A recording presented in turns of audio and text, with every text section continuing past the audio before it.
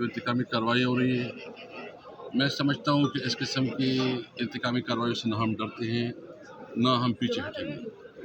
मैं सिर्फ इतना पूछना चाहता हूँ, जो इस वक्त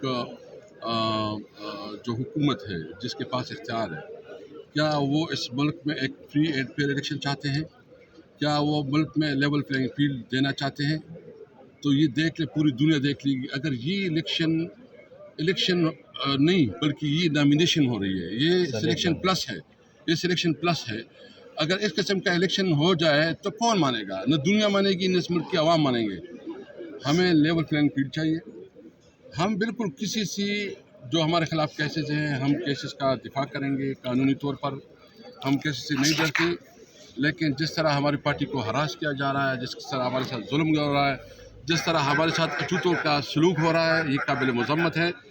मैं समझता हूँ कि नवाज शरीफ जो अपने आप को जो है ना, एक जिसने तकरीर की कि मुफाहमत चाहते हैं, जिसने तकरीर की कि उसने आप देख रहे हैं कि उसको एक बाकायदा वज़ीर-ए-आज़म अनाउंस किया गया है, वो अपने आप को डिक्लेयर कर रहे हैं एज ए प्राइम मिनिस्टर।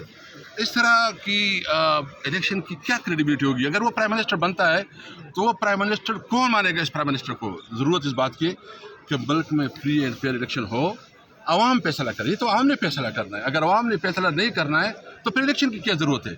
इसलिए मैं समझता हूँ कि इस कौम के ऊपर रहम करें, इस मुल्क के ऊपर रहम करें। हम सब पाकिस्तानी हैं, हमने इस मुल्क के लिए काम करना है। इमरान खान की कंट्रीब्यूशन किसी से दुखी चुपी नहीं है।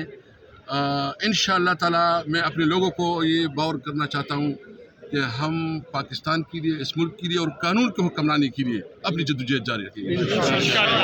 स्पीकर साहब, एक तरफ आपको हाई कोर्ट की तरफ से इजाज़त मिल रही है, दूसरी तरफ आपके वर्ष को नहीं छोड़ते सर। इस पे हम बाकायदा भी लॉयर से हमारा मशवरा हुआ है। हम जो है ना कंटेम्प्ट ऑफ कोर्ट के ऊपर जा रहे हैं।